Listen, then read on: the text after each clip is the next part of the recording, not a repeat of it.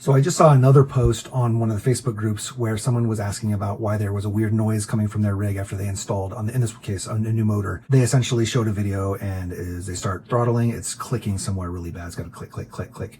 And obviously there's something wrong there, but they had no idea how to fix it or where to start. So I figured I'd make a quick video here, and it's probably obvious to a lot of people, but for some who are new to the hobby or have never dealt with these kind of, build your own type trucks, this could help you quite a bit.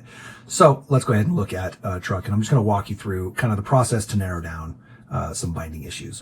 So this is our purple people eater, and it's got rear wheel steering and behind the axle steering that we just installed, and some high clearance links from McCue RC. They're called the Mantis links. Anyway, that's not the point of this video. I just thought I'd show you so you know what you're looking at.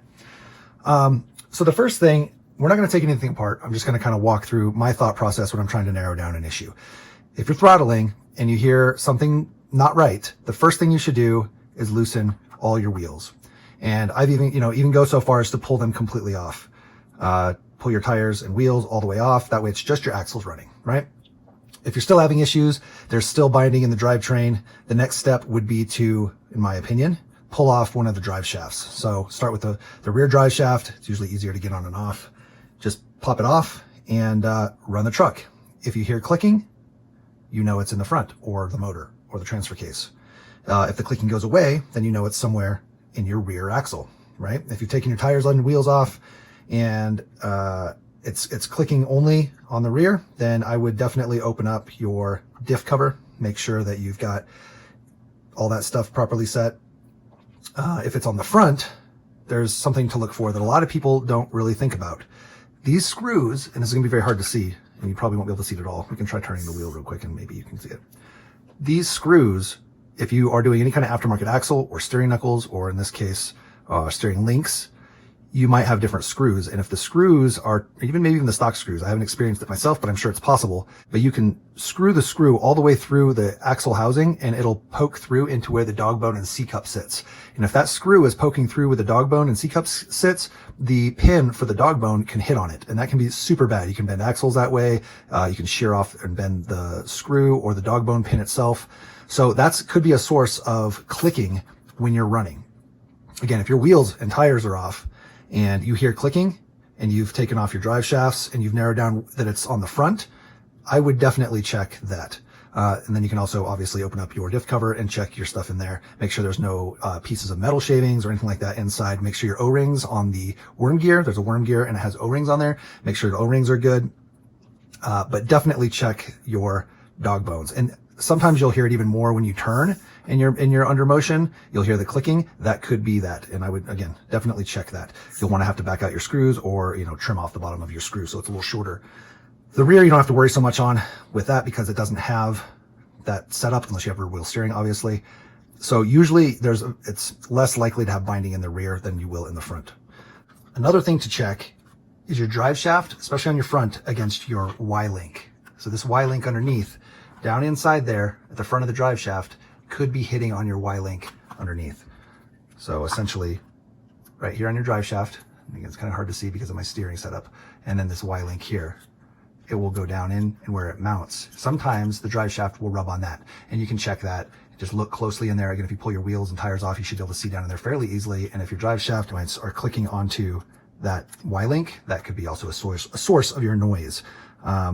That's usually the only place the drive shaft will hit. It's not going to typically hit on your normal links. It could hit on these links. These are very, very close. So if you have these aftermarket links that go real close and they're real high clearance, check your drive shaft here and maybe up here in the front. And you can check that on the back as well because they theoretically could. I have not really seen it. This gets very close, but haven't had any issues. So that is another place to check in your drivetrain that's not motor. Okay.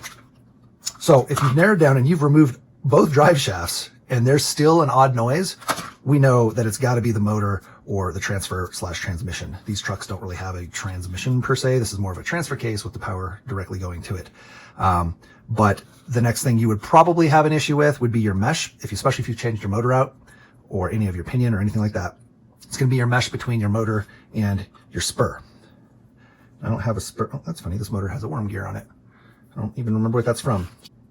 So when it comes to trying to set your mesh with your pinion and your spur, it's going to very much depend on the motor plate that you have, right? And the motor and how much adjustability you have. But the key here is to make sure that it's not super tight or too loose. If it's too loose, you can get it stripping happening. And if it's too tight, obviously it's just going to put extra wear on your pinion and your spur as well as on your motor. So one thing to remember when you're tightening, now this motor doesn't line up properly for this motor plate, but just as an example, as you're tightening down the screws, remember, it will move your motor closer and further away as you tighten it down, just because naturally the screw wants to turn and it wants to push what it's tightening one direction or the other. So keep that in mind that, you need to make sure your spacing is proper and hold this pretty tight as you're screwing it down to make sure it's not moving. And if you need to, you can back the motor away from your spur or move it up or down, because that'll also adjust how tight it is against the spur. As you tighten it, you may see it start to move. And if that's the case, again, you need to back off the screw, loosen it back up, and then tighten it more, or vice versa. Tighten it up much tighter and then start to tighten down the screw, and it'll back it off a little bit as you go. Again, you want to test this as you do it. You should be able to freely move this, and there should actually be just a little bit of play in there. Might not be able to see it here, but there should just be it's probably too much. That's too much. That's just about right. Just a little bit of play. And this is actually kind of loose, it seems like, but you should just be able to have a little bit of play between your pinion and your spur. Just a tiny bit. And that's the ideal meshing setup. And when you run it, when you put this together, before you reinstall it into your car, plug it in and give it a little bit of run and make sure it sounds right and looks right. Don't forget, if you're changing your spur, these spurs are directional. Well, not directional, but they have a top and a bottom. So make sure you put them back together the way they belong. Usually there's the lip on the bottom side. Okay, so just make sure that's the case. So that was supposed to be quick. Never is. I always go too deep.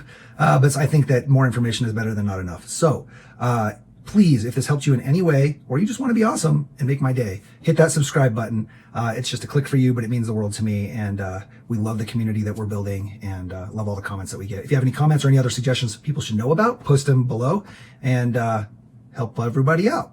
That's what we're here to do, is help and teach and educate and entertain. So hope everybody has a great day. Get out there and drive your trucks and cars, airplanes, boats, anything. Get out there and use your toys. Play with them. Play with your toys.